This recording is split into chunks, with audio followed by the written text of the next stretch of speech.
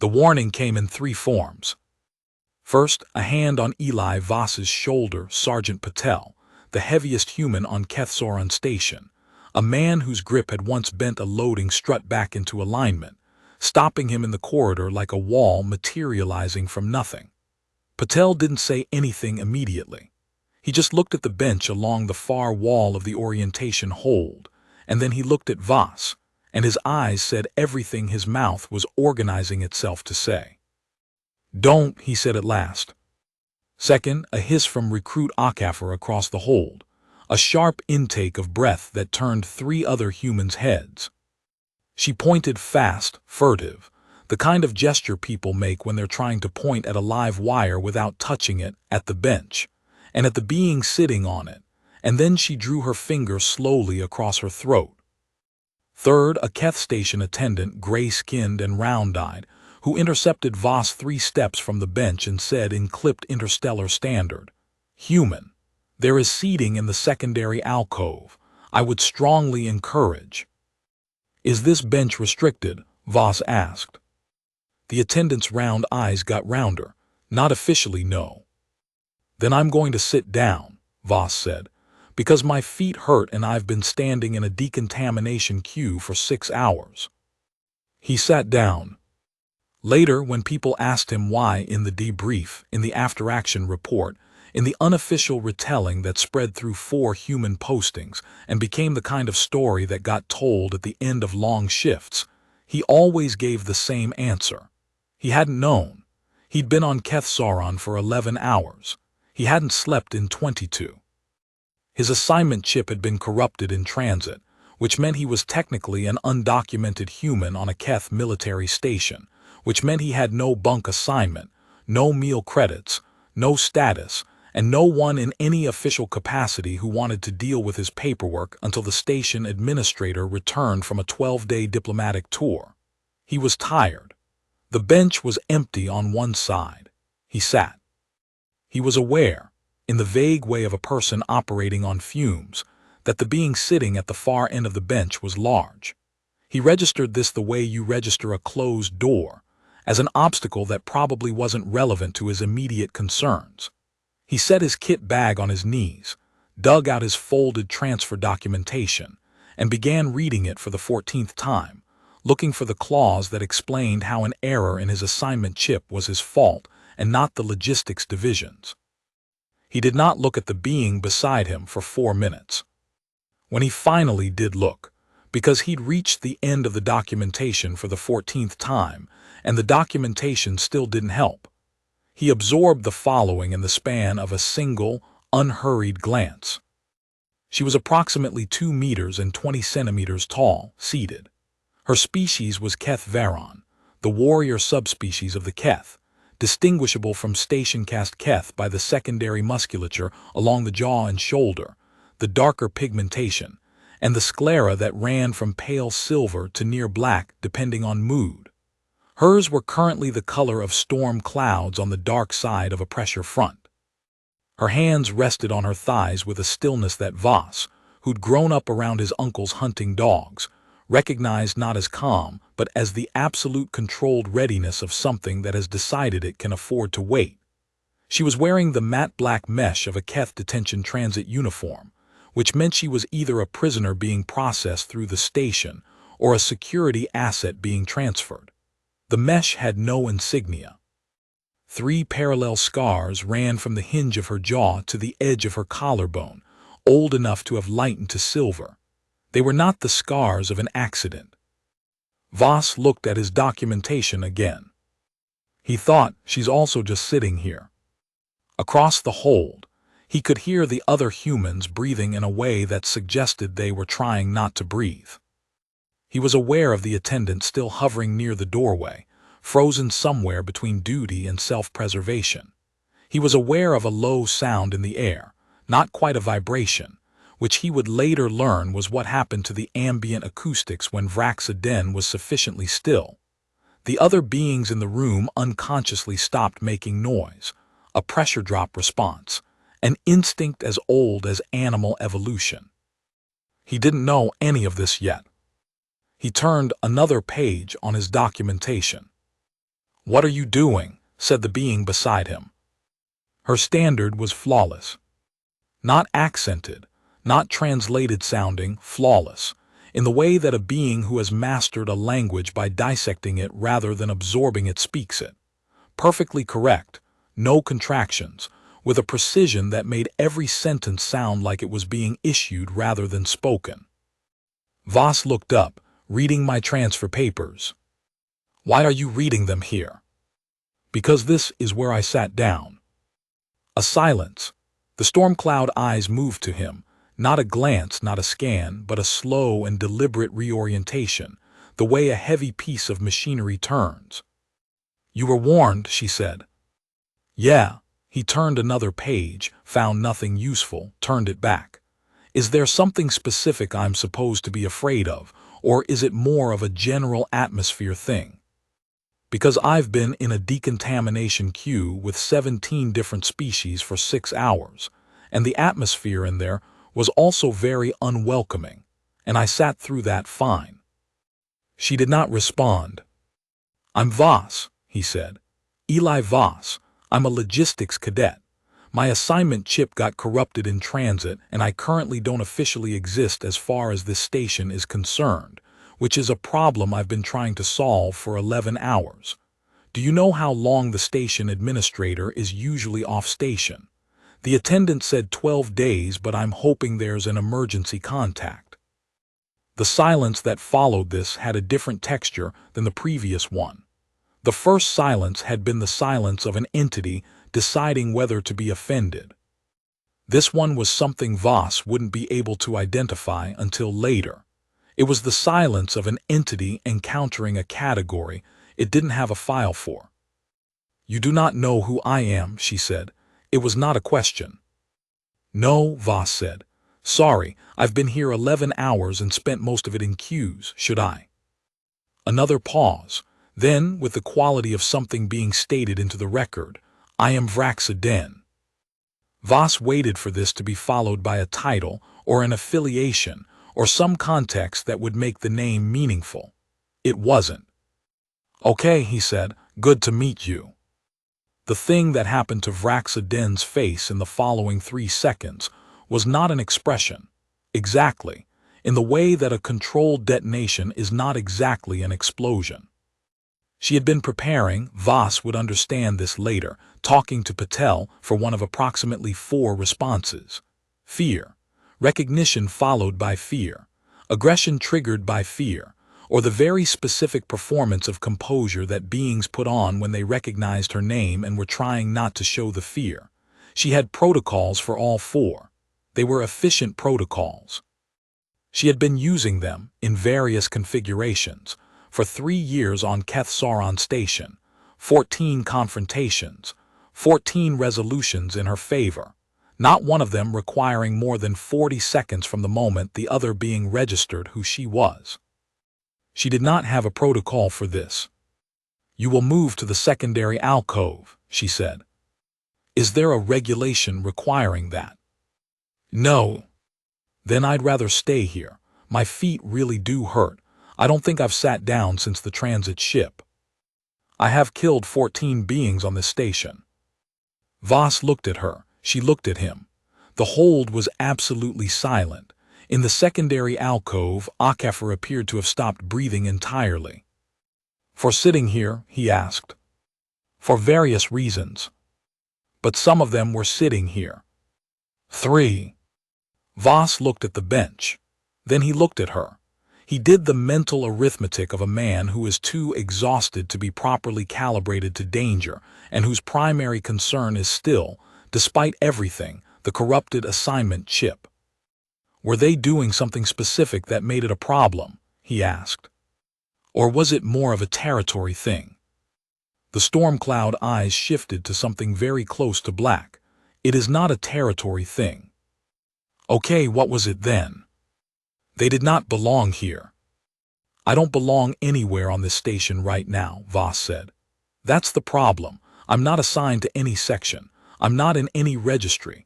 According to the station's records, I am either a ghost or an administrative error, depending on who you ask. So technically," he tapped his documentation, The secondary alcove doesn't belong to me either. At least here I'm not in anyone's official space. He wasn't sure afterward why he said the next thing. Tiredness, probably. The particular looseness that comes over human cognition after enough consecutive hours of bureaucratic frustration. Also, the bench over there only has 3 legs. I noticed when I came in. I didn't want to sit on a 3-legged bench. Vraxaden stared at him. I've done it before, he said. You lean the wrong way and the whole thing goes. It's embarrassing. In the secondary alcove, Sergeant Patel had his head in his hands. Akafar was looking at Voss the way people look at someone who has just accidentally stepped onto a frozen pond and through some miracle of physics, not yet fallen through. Vraxaden said nothing for 41 seconds. Voss counted later when someone told him the significance. Then she said, "How long have you been in transit?" Voss blinked, looked at the chrono on his wrist. Approximately 73 hours. There was a delay at the junction station. Something about customs clearance for a shipment of, I don't actually know, they didn't tell us, we just waited. And before the transit ship. Training facility, 4 months. She was quiet again. The eyes had shifted, not lighter, exactly, but different. The pressure in the room had changed in a way that Voss couldn't identify, but that every other being in the hold felt in their nervous systems like a key turning. You have not eaten, she said. Not since the transit ship. The meal queue here was, he gestured, a vague human gesture meaning something like a situation that defeated description. The meal dispensary and orientation hold closes at the 16th hour, Vraxa said. You arrived at the 17th. Yeah. I got that impression. There is a secondary dispensary in the maintenance section on deck 4. It does not close. Voss looked at her. She was looking straight ahead, not at him, her hands still perfectly still on her thighs. Why are you telling me that? He asked. She did not answer. He thought for a moment that she wasn't going to, that the conversation had reached some boundary she was going to enforce by silence. But then she said, still not looking at him. Because you are going to be here for 12 days, and you will need to eat. Voss looked at his documentation. He looked at the chrono. He looked carefully at the side of her face. The strong line of jaw, the old scars, the quality of absolute stillness that he was beginning to understand was not the same thing as peace. Thank you, he said. She said nothing, but she also didn't move, and neither did he, and the hold remained quiet around them with a different quality of quiet than before, less the silence of held breath, more the silence of something that hadn't been named yet. The next morning, he went to the maintenance deck dispensary. It was not an easy place to find. The station's internal maps, accessible to documented personnel, were not accessible to Voss. He had to navigate by the physical signs on the corridor walls, which were in Keth primary script with interstellar standard in smaller text underneath, and which assumed a familiarity with the station's layout that he did not have. He went the wrong way twice. He took a service lift that deposited him in a cargo processing bay and had to backtrack. It took him 40 minutes to find a corridor that smelled like food preparation, and another 10 to find the dispensary itself, tucked behind a coolant junction in a space that had clearly been designed as a storage room and converted to its current purpose by someone with more practicality than permission. Vraxaden was already there. She was standing at the far wall with a container of something that steamed, and she looked at him when he came in with an expression that was not surprise. He had the distinct impression that she had expected this, not him, specifically, but the result. Someone arriving, having followed the information she'd provided, presenting at the correct location. A variable resolved. The protein paste dispenser is on the left, she said. The rehydration units are in the center. Avoid the orange one. The heating element is malfunctioning. Okay, he moved to the left dispenser. How do you know about this place? I have been on the station for 3 years. As a prisoner, as a detainee. There is a legal distinction. What's the distinction? She was quiet for a moment, in the way of someone consulting an internal reference. A prisoner has been convicted. A detainee is held pending determination. I have been held pending determination for 3 years. Voss looked at her. She was watching the dispenser on the far wall the way she'd watched the hold the night before, not inattentively, but with the specific quality of attention that doesn't need to look directly at a thing to be tracking it completely. That seems like a long time, he said. Yes. What are they determining? Another pause, longer. He thought she might not answer, and he decided that was fine. He wasn't asking to push. He was asking because the situation was, to him, genuinely puzzling. A being held for 3 years pending a determination was a situation with a story in it. And Voss had grown up in a family where the answer to stories was curiosity rather than fear. Whether I am a war criminal, she said, or a weapon. He absorbed this. The dispenser hummed and produced a container of protein paste that he regarded without enthusiasm, because protein paste was protein paste regardless of species or station. He found a surface that was theoretically a counter and sat on the edge of it, the container in his hands, looking at her. There's a difference, he asked. A war criminal is sentenced. A weapon is reassigned. Which would you prefer? The storm-cloud eyes came to him. Fully, this time, not the peripheral tracking of the past few minutes, but a direct and complete orientation. The kind that he was learning to read as a significant act for her, something she didn't do casually. No one has ever asked me that, she said. Really, in 3 years? In 3 years. Voss ate some protein paste. It tasted the way protein paste always tasted, which was like compressed resignation. I'm asking because it seems like a relevant thing to know about your own situation. Neither, she said at last. I would prefer to be neither. What happened? She looked at him for a long time. Long enough that he finished the protein paste and set the container aside and waited, and the quiet between them was the quiet of something being weighed. I was a Keth Varon commander, she said finally. In the Tethys contested zone, there was an engagement. An order was given that I believed to be illegal under the compact statutes. I refused to carry it out. A pause. The engagement proceeded without my unit. 412 Sulan beings were killed. My refusal did not stop it. But I had refused, and this was recorded. And there are elements within the Keth military structure that require that I be contained, until they determine whether containing me is worth the political cost, or whether it is easier to give me a function and deploy me. Voss was quiet for a moment. So you did the right thing and it didn't help, and now you're in trouble for having done it, he said. She looked at him with an expression he couldn't parse. That is a very simplified characterization. Is it wrong? A long pause. No. He nodded. He found himself thinking about his uncle, who had refused to falsify a supply manifest on a contract job in the Outer Belt, and had spent 2 years in legal limbo before the case resolved. He thought about the way his uncle had sat in the kitchen at the back of the house those 2 years, going over the same paperwork, looking for the clause that would help. The protein paste here tastes terrible, he said. Is there anything better on the station? Something shifted in her face, something small and almost invisible, like a door opening a crack. There is a Keth Sauron food preparation area on Deck 7. Documented personnel only. I'm not documented. I am aware. I mean, he said, officially I don't exist.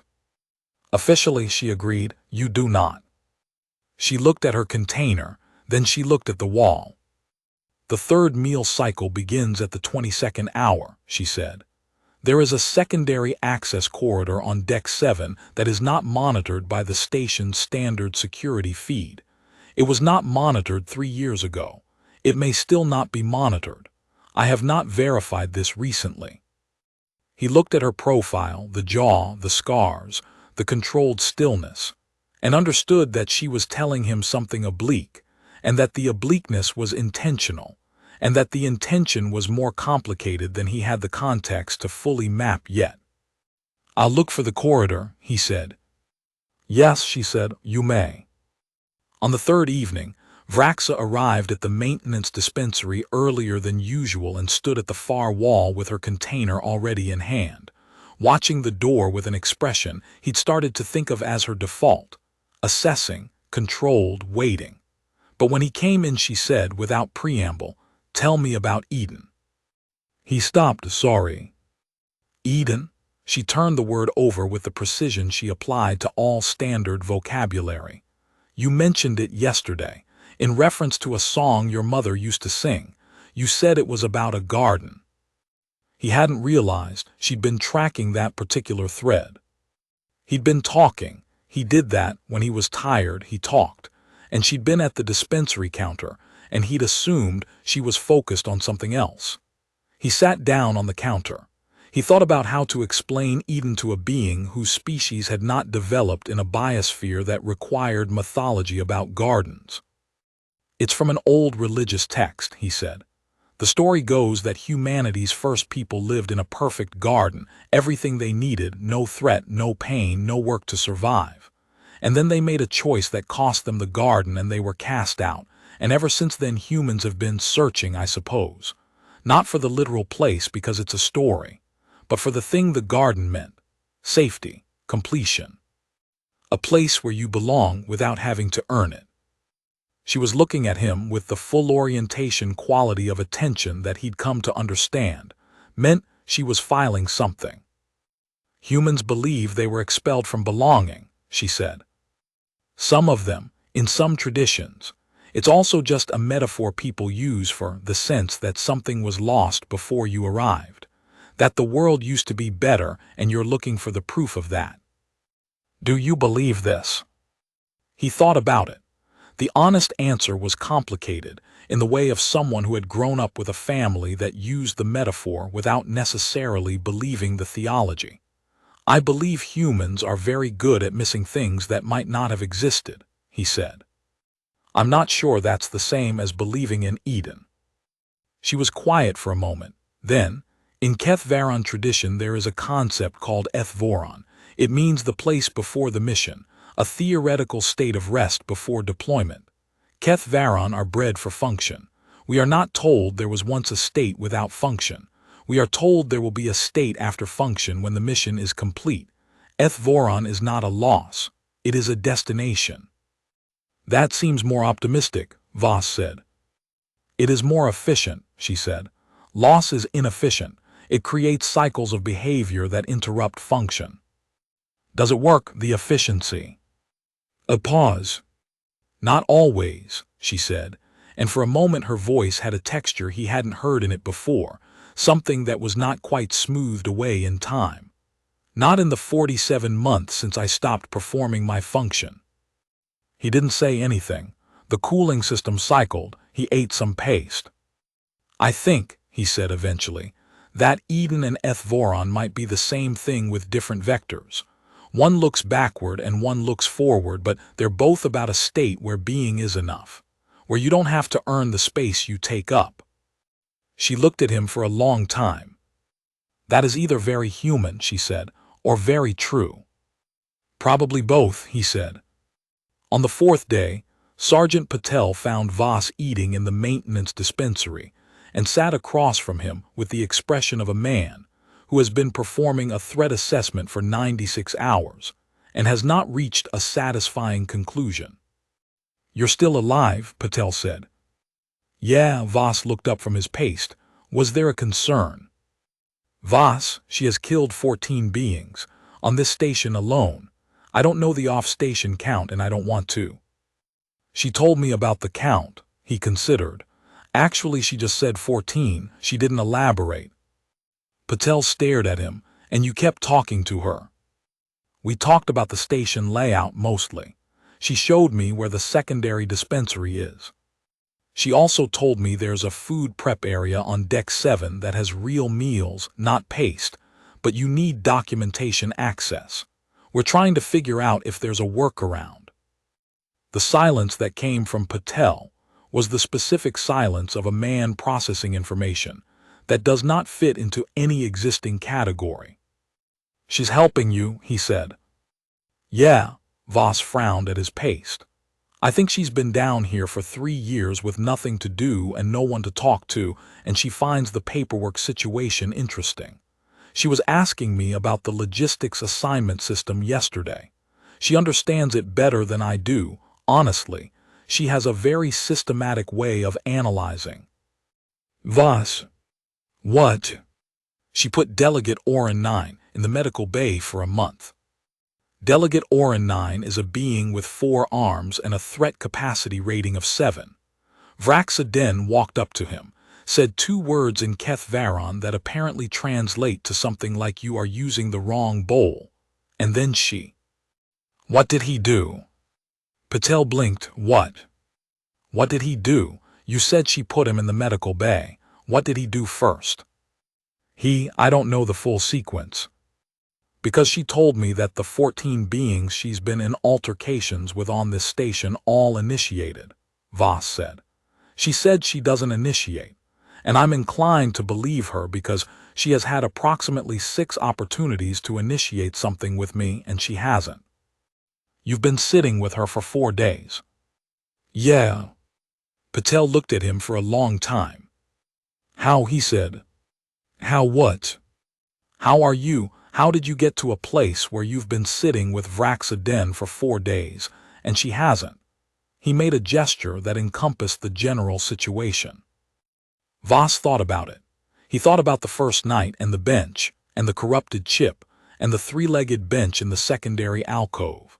He thought about the maintenance dispensary and the terrible protein paste, and the way she'd given him the information about Deck 7 without quite giving it, because the oblique version was defensible and the direct version wasn't.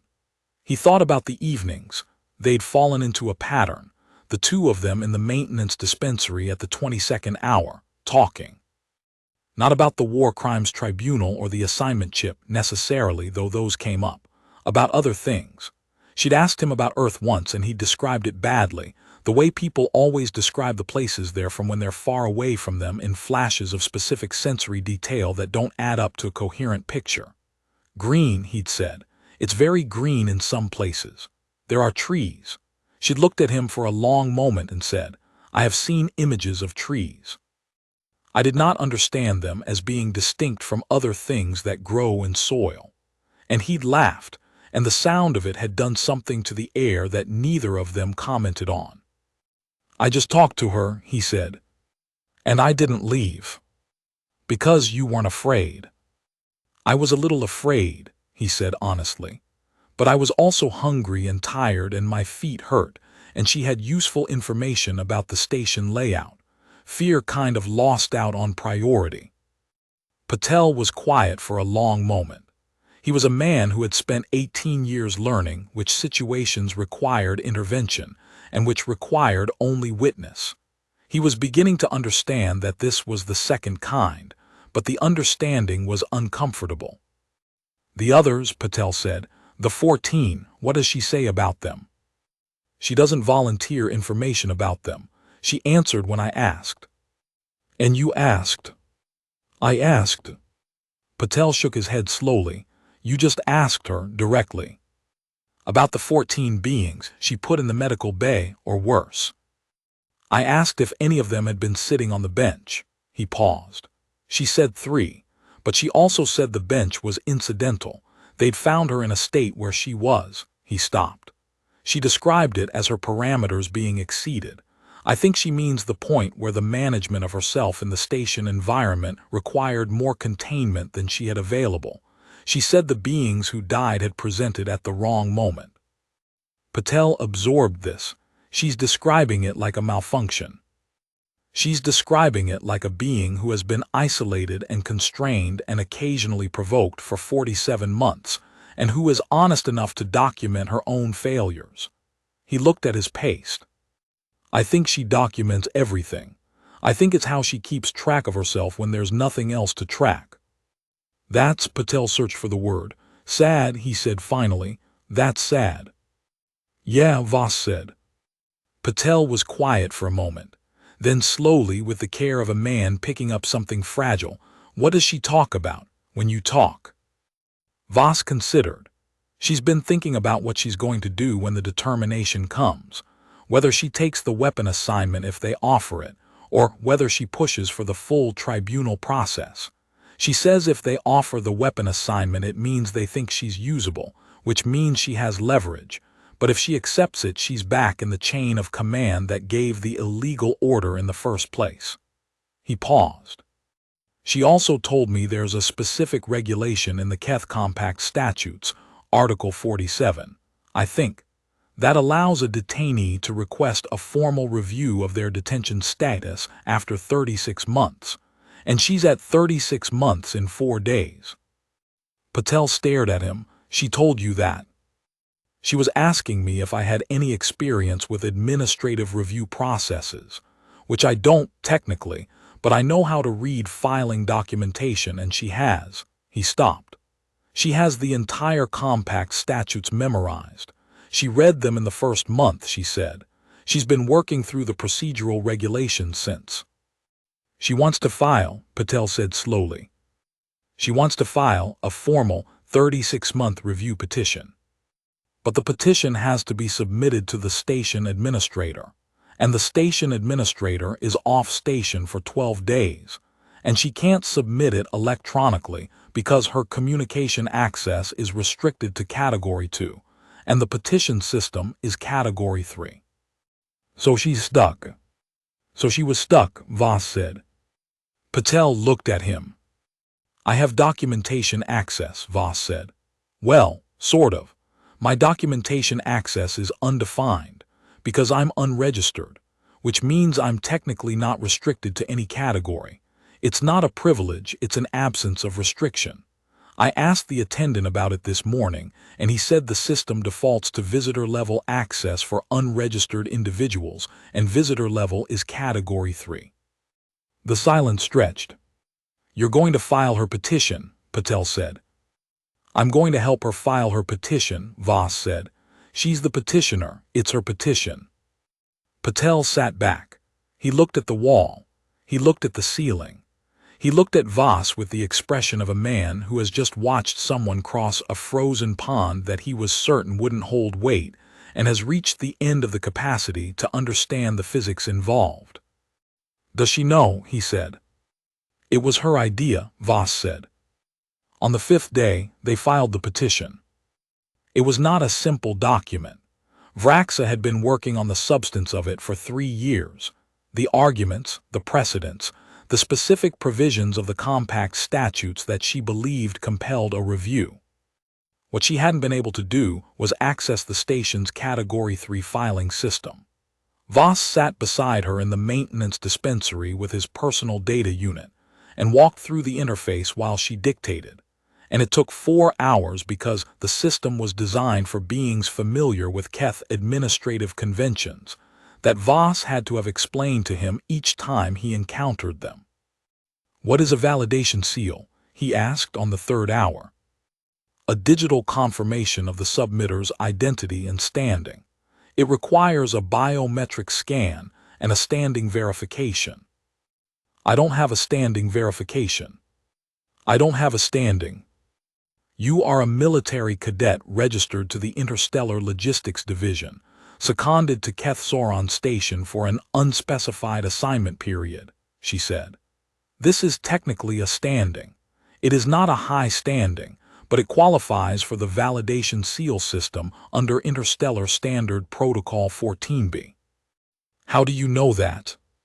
She looked at him with an expression that he'd learned over 5 days, meant. I have been here for 3 years reading every document I could access, and I have very little else to do. Right, he said. He scanned his biometric. The system considered. It returned a provisional standing verification, level 1, lowest possible, which the system had apparently been designed to include for exactly this kind of administrative edge case. He generated the validation seal. He attached it to the petition. The filing took longer than the 4 hours because on the second hour the system timed out their session and they had to re-authenticate. And on the third hour they discovered that 3 of the precedent citations in the petition's appendices were formatted incorrectly for the Category 3 system, which had different citation standards than the Category 2 documents she'd had access to. This meant reformatting 22 citations by hand, which meant Voss reading each one aloud while Vraxa located the correct format in her memory and dictated the revision. She had every precedent memorized, not just the citation, the full text of the relevant passages, the filing dates, the adjudicating bodies, the specific language that made each one applicable to her case. 3 years of reading the only documents available to her, and she had built a legal argument in her head that she had been unable to file. He didn't comment on this. He read each citation, and she revised each one, and they moved through the appendix with the steady progress of 2 people doing careful work together. And somewhere in the 4th hour, it stopped feeling like a task with a finish line and started feeling like something else. A kind of companionship, low and functional and real. The kind that builds between people who are solving a problem and have stopped performing anything for each other. Vraxa's hands were still on the table. He'd learned to read her stillness by now, the different qualities of it, the way absolute stillness meant something different from controlled stillness, the way the eyes shifted through the storm cloud range depending on what she was processing. Right now, she was very still in a way he hadn't seen before. Not the predatory stillness of the first night, not the watchful stillness of the dispensary mornings. Something older and more internal. "Are you okay?" he asked. She looked at the data unit. "I have been building this document for 3 years," she said. "I have not had a mechanism to submit it." He didn't say anything.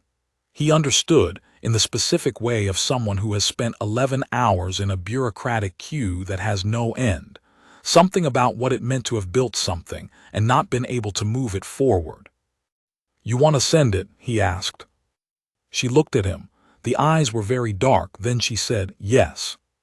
He sent it. The system returned a confirmation number. He read it to her.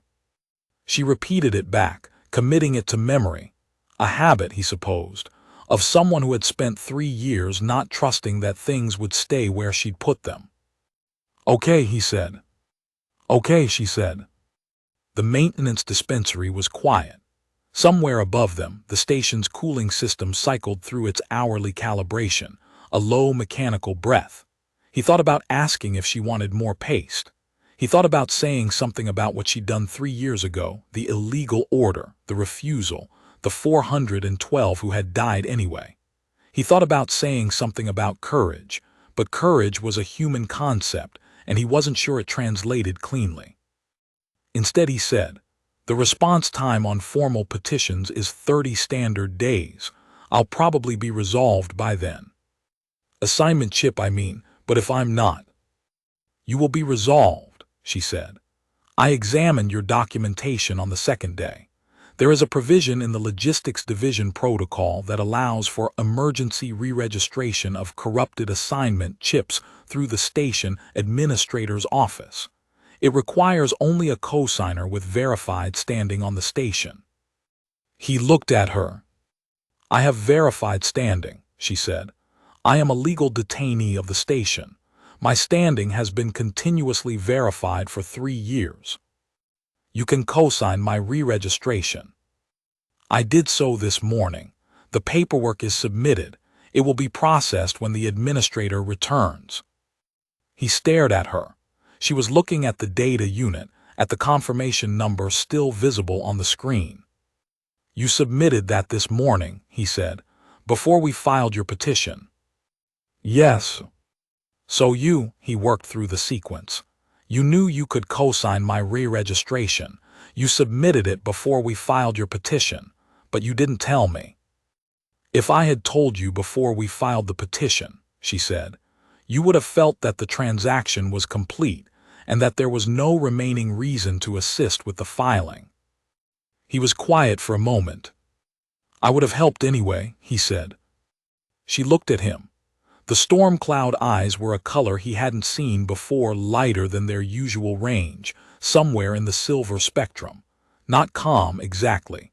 Something that might have been in a different species, in a different context, a different kind of recognition. "Yes," she said. I know that now." "Then why?" "Because I know it now," she said. "I did not know it on the 5th day." A pause. "On the 5th day," she said, "I still thought I understood what you were." "On the 9th day, the Scourge faction came." The Scourge were a Keth Varon political bloc. Not an external threat, but an internal one. The elements within the military structure that Vraxa had mentioned obliquely in the first dispensary conversation. The faction that had given the illegal order and had been managing her containment ever since. They arrived on Kethsoron Station without announcement, which was their right as military officers, and they went to the station administrator's deputy with 2 items on their agenda. The first was the petition. They wanted it withdrawn. The second was more efficient. Vraxa Den was being reclassified from detainee to active threat status. This reclassification, if it went through the deputy's office rather than the administrator's, could be processed immediately. Active threat status meant the formal review petition was moot. It meant Vraxa would be transferred to a secure containment facility off-station. It meant the 36-month provision expired unused. Voss found out about this from Akafor, who had a contact in the station's administrative pool, who heard it from a communications clerk, who overheard the Scourge officer explaining to the deputy that the reclassification was a matter of military necessity. He sat with this information for approximately 90 seconds. In that 90 seconds, he thought about the petition. He thought about the 4 hours in the dispensary reformatting citations, and the 3 years before that of building something that couldn't be moved. He thought about the specific quality of stillness on Vraxa's face when the confirmation number came back, not peace, not relief, something older and more fundamental, the way a structure settles when the last load-bearing element clicks into place. He thought about the fact that she had co-signed his re-registration before they filed, which meant she had understood by day 5 that he was someone who would help regardless, and she had done it anyway. The same way she had refused the illegal order regardless, not because it would work, but because not doing it was not an option she recognized as real. He thought about Vorath, the quality of a being who continues in the right direction because they do not think to go another way. He thought it's not only a Keth Varon concept. Then he went to find Sergeant Patel. "I need to know," he said, "what the procedure is for contesting a reclassification during an active petition review." Patel stared at him. "How do you know about that procedure?" "I don't. That's why I'm asking you." Patel was a career soldier, 18 years in interstellar logistics, 3 different postings, a man who had learned to distinguish between situations that required waiting and situations that required action by the quality of silence around them. He looked at Voss for a long moment. "The compact statutes," he said, "have a provision. I know this because I had to research it once for a situation involving a supply confiscation, that bars reclassification of a detainee during an active petition review without the petition being formally adjudicated first. The petition has to be dismissed or resolved before reclassification can proceed." Article 47, Voss asked. 47, subsection 9. Is that the administrator's jurisdiction or the deputy's? Administrators. Only the administrator can formally adjudicate a petition. The administrator is off station for 12 days. "Yes," Patel said. "Yes, she is." They looked at each other. "So if the petition is valid," Voss said slowly, "then the reclassification can't go through until the administrator is back. And when she's back, the petition has to be adjudicated first, and a valid petition has to be heard on its merits." "That is the regulation, yes." "Is our petition valid?" Patel was quiet for a moment. I read it this morning. Akafar told me what you'd done. I read the whole thing. He paused. Vas, that document is meticulous. 3 years of meticulous work. It's probably the most thorough legal argument I've ever read, and I'm not a lawyer, but I know solid documentation when I see it. Okay, Vas said. The Scourge officers are in the deputy's office right now. I know. If they get the reclassification through, before the deputy realizes it's barred. Then we need the deputy to know it's barred, Vas said, before they get it through. He walked into the station administrator's deputy's office at the 32nd hour. He had at this point been awake for 28 hours. His uniform was wrinkled. His assignment chip was still technically corrupted, though Vrax's co-signature paperwork was pending. He had no official standing, no rank confirmation, no verified authority within the station's administrative hierarchy. He had in his hand a printed copy of the Compact Statutes, open to Article 47, subsection 9, with the relevant passage marked in blue. He had a second copy behind it. He had, in his back pocket, his personal data unit with the petition confirmation number loaded and active, in case anyone needed it verified. He had in his head the 4 hours of the previous night, Vrax's voice going through each provision, each precedent, each procedural pillar, and the 9 days before that, which had been, among other things, an education. He also had the specific quality of mental clarity that comes to humans who have been awake too long and have moved through the other side of tiredness into a place where the complicated things have simplified, and only the immediate problem exists. He was not afraid, which was partly constitution and partly mathematics. He was already undocumented, already without official standing, already the smallest possible variable in the administrative system. There was very little they could do to him that hadn't already been done by the corrupted assignment chip. The deputy was a Keth Stationcast official named Administrator Interim Veln, gray-skinned and precise, who looked up from her desk with an expression of moderately inconvenienced professionalism when Vas came in. The 2 Scourge officers standing beside her desk looked at him with expressions that were somewhat less moderate. Cadet Vas, one of the officers said. It was the tone of someone acknowledging a minor structural problem before removing it. This is a restricted administrative proceeding. You are not authorized to be present. I'm a co-filer on petition case 36-001, Vas said. He set the Compact Statutes on the desk in front of Administrator Interim Veln, open to the relevant page. Article 47, subsection 9. Reclassification during an active petition review is barred pending formal adjudication. Formal adjudication is under the authority of the station administrator. The station administrator is off station for 12 days. This is a matter of documented record. He had a second copy. He put it in front of the Scourge officers. He said, I request that this proceeding be suspended until the station administrator returns.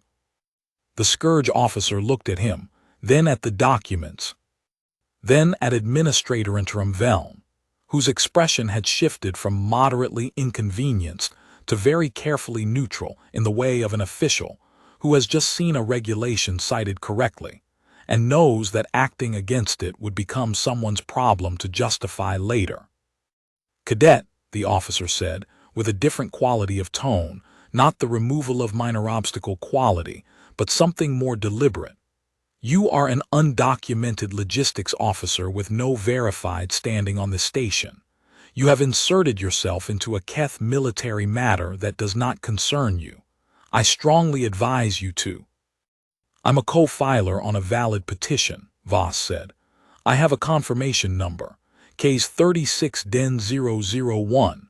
My co-filer standing is documented in the petition filing system at Category 3. That's a matter of record. He looked at the administrator interim.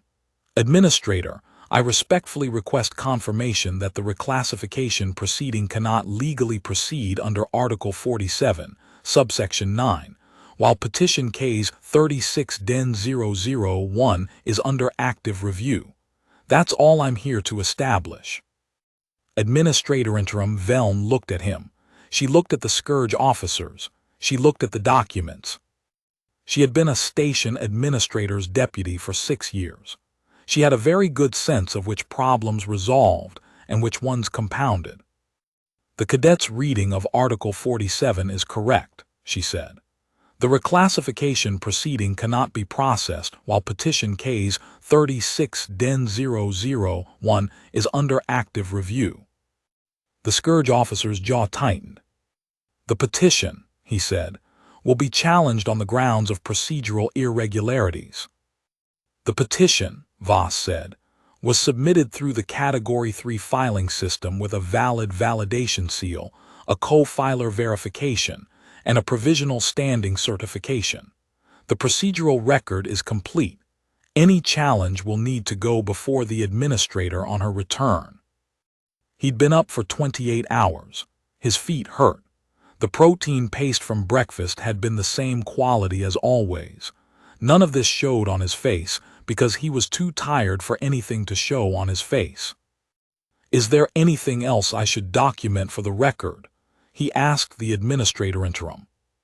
She looked at him for a moment with an expression he couldn't read, something careful and a little surprised, the way someone looks when they've seen a thing done with unexpected precision. "No, Cadet," she said. "I believe the matter is clear. Thank you for your diligence."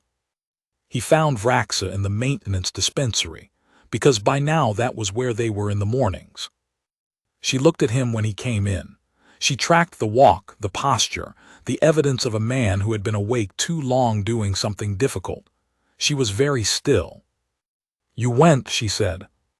"Yeah." "You should not have gone. The Scourge officers." Article 47, subsection 9, he said. "You taught me that. You've been working on it for 3 years. It seemed like it would be a waste to let them root around it through the deputy's office on a technicality." She looked at him when he came in with the particular quality of attention she had developed for him specifically, the one that was not the general scanning assessment of her environment, but something more focused, reading his posture, his face, the way a being catalogs another being they have learned to track. He sat down.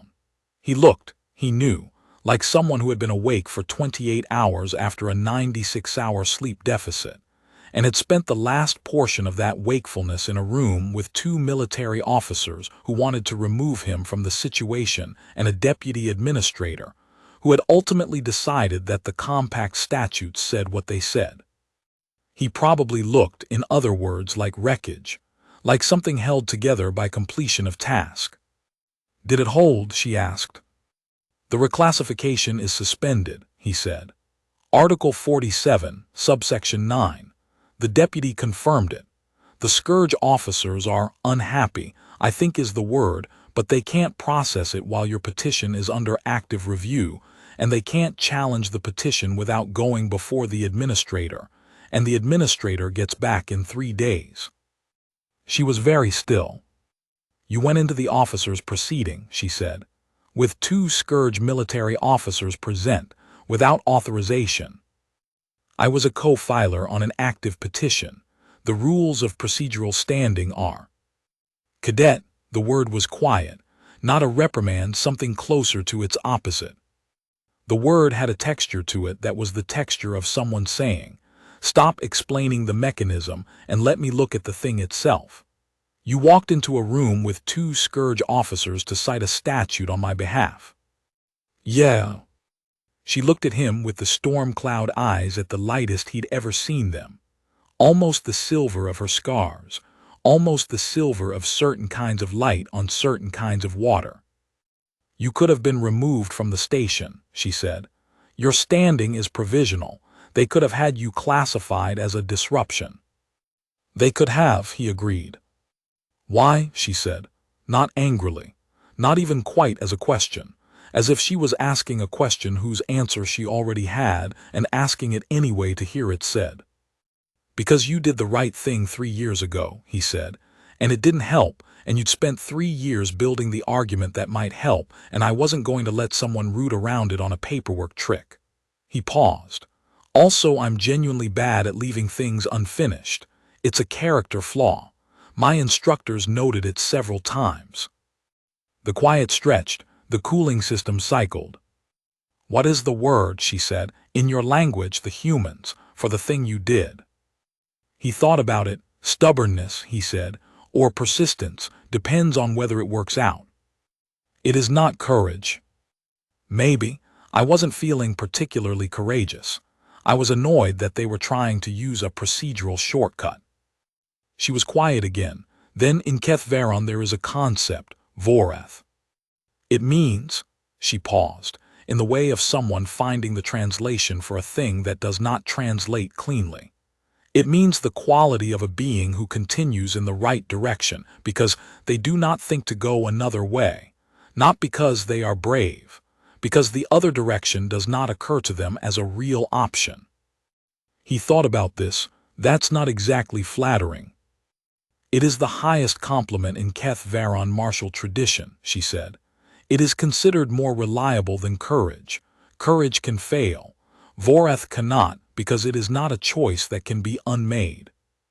He absorbed this. I don't know if I have Voreth. I was aware of the other option. I just didn't like it. Yes, she said. That is Voreth. He sat down, the same bench position he'd had every morning, the easy corner of the counter that had become, in 9 days, as natural as any habitual place. She was watching him with an expression that he recognized now as what her face looked like when she was not performing any version of herself for anyone.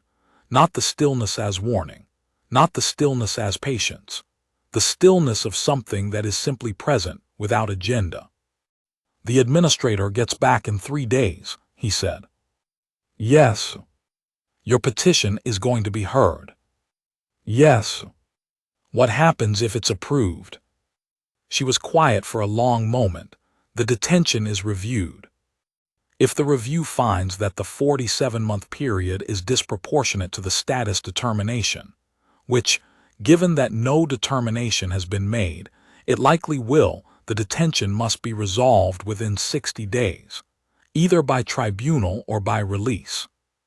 And the weapon assignment. If the petition succeeds, the faction offering the weapon assignment loses their procedural leverage. I become a matter of record, not a matter of internal management. A pause. I become more difficult to make disappear. Voss nodded. Good. She looked at him. Something in her face moved, not the small controlled adjustments he'd catalogued over 9 days, but something larger and less managed, the way terrain shifts when the ground under it has changed. When your assignment chip is resolved, she said, you will be assigned to a posting. You will leave this station. Probably, he said. And the 30-day response window for the petition. I'll still be the co-filer of record, he said. That doesn't change when I leave. If the administrator has questions about the filing, she can reach me through interstellar logistics once I'm properly registered. She nodded. She looked at the dispenser. She looked at her hands on the table. You came to this station 11 hours late, she said, with a corrupted assignment chip and no standing and feet that hurt. Yeah. And you sat on the bench. The other bench had 3 legs.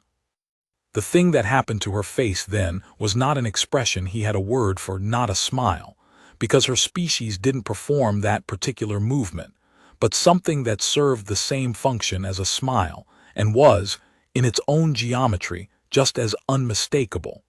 9 days ago it would have been invisible to him.